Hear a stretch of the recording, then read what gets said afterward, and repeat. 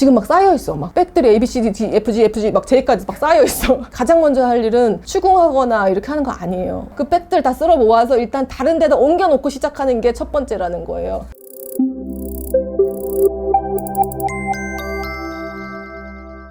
신혼집에 들인 비용이 따로 별도로 또 원상회복이나 손해배상 기준에 따라서 이제 반환 청구가 가능하고 뭐 이렇게 할 수 있는데요. 근데 그 신혼집이 예를 들어서 전세랑 자가인 경우가 다를 수 있겠습니다, 여러분. 그쵸? 전세집을 마련하기 위해서 전세보증금 관련된 대출을 받거나, 그쵸? 대출이 아니더라도 부모님이나 형제 혹은 지인한테 돈을 빌려서 거기에 따른 이자를 지급할 수 있잖아요. 전세자금 대출에 대한 이자나 그 다음에 대여금, 그 대여금에서 실질적으로 내가 이자를 지출한 부분이 있다고 하면은 책임이 없는 무책 배우자인 경우에만 유책 배우자를 상대로 그런 손해난 부분들, 이자 비용에 대해서 손해배상 청구를 할 수가 있어요. 근데 이제 자가를 한번 볼게요, 여러분. 자가 약간 좀 까다로우시거든요. 자가는 신혼집을 매수를 하는 데 있어서의 비용이겠죠. 매수에 들인 비용은 두 가지의 경우로 분리할 수 있어요. 이게 원상회복 문제와 재산분할 문제, 조금 어렵죠, 이제는?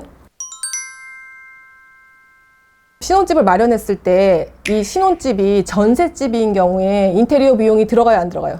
안 들어가죠. 남의 집에 인테리어를 싹 하고 들어가지 않잖아요. 그러니까 인테리어 비용은 안 들어가요. 근데 이게 신혼집을 자가로 구매했을 때, 자가로 구매하면서 그 예쁘게 살고 싶으니까 몇천만 원 들여서 부부 중 일방이 인테리어 비용을 싹 들여가지고 예쁘게 꾸몄어. 그래서 인테리어 비용이 몇천만 원 나왔어. 근데 혼인기간이 단기간에 파탄이 됐어요. 이랬을 적에 인테리어 비용을 낸 사람과 이 집 자가의 명의가 다를 수 있잖아. 집은 남자가 샀는데 인테리어 비용은 여자가 냈어. 자가의 명의와 인테리어를 지급한 사람이 서로 다를 수 있잖아요. 그랬을 경우에는 인테리어 비용을 낸 사람이 상대방을 상대로 해가지고 인테리어 비용을 전액 청구할 수가 있거든요. 근데 이때 중요한 점은 뭐냐면은 그 인테리어 비용을 낸 사람이 비록 유책 배우자라고 할지라도 인테리어 비용을 전액 다 청구를 할 수 있습니다. 이건 예단 예물이랑 좀 다르죠, 느낌이? 그쵸? 예.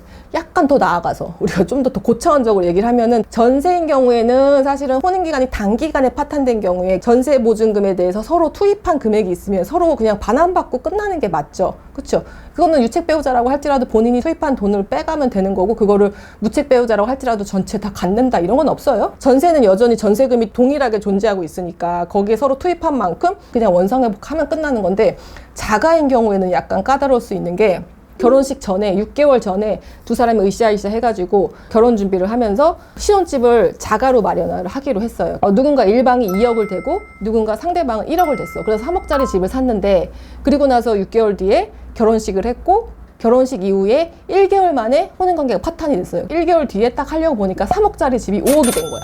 갑자기 7개월 만에. 이때는 재산분할 문제가 발생할 수가 있겠죠. 그렇죠? 시세 차익이 2억 넘게 발생했기 때문에 시세 차익에 대해서는 서로의 어떤 기여도, 자금에 있어서 몇 대 몇으로 투입을 했는지 이런 게 또 기여도가 문제가 될 수 있지 않겠습니까? 그때는 되게 특이하게 재산분할 문제가 발생할 수 있다.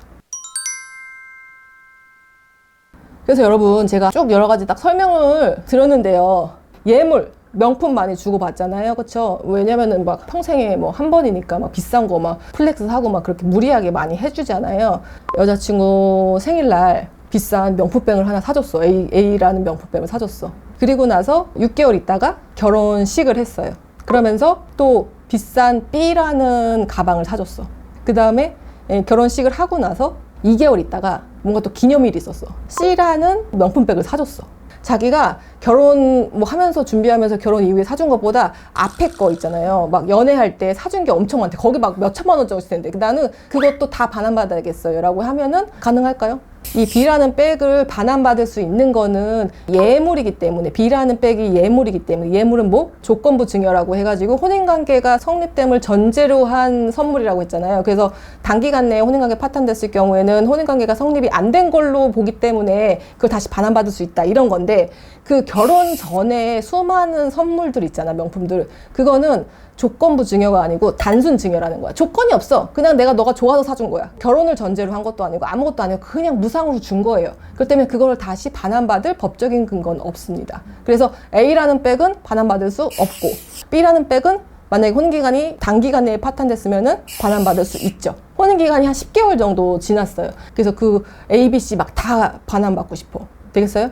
안 되죠. 왜냐면은 10개월이라는 거는 사실은 의미 있는 혼인기간이 어느 정도 유지됐다고 볼 가능성이 높기 때문에 예물로 선물한 B백도 반환받을 수 없고, C 같은 경우에도 혼인기간 중에 선물을 한 거기 때문에 그것도 마찬가지로 조건부 증여가 아니고 단순 증여란 말이에요. 그래서 C도 반환받을 수 없어. 그럼 나 아무것도 못 받아. 지금 막 쌓여있어. 막 백들이 A, B, C, D, D, F, G, F, G 막 J까지 막 쌓여있어.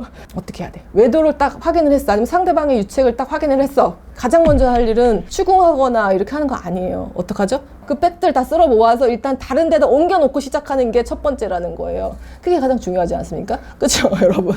이게 이제 법률적으로 갔을 때는 사실은 반환받을 수 있는 조건들이 까다롭기 때문에 상대방은 다 내 건데라고 할 수 있잖아요. 막 열받는단 말이야. 그러니까 뭔가 유책이 보인다 하면 일단은 가방 어디 있는지, 보석 어디 있는지 그런 거 좀 약간 먼저 이렇게 해가지고 숨겨놓으세요. 그래야지 덜 억울할 수 있다.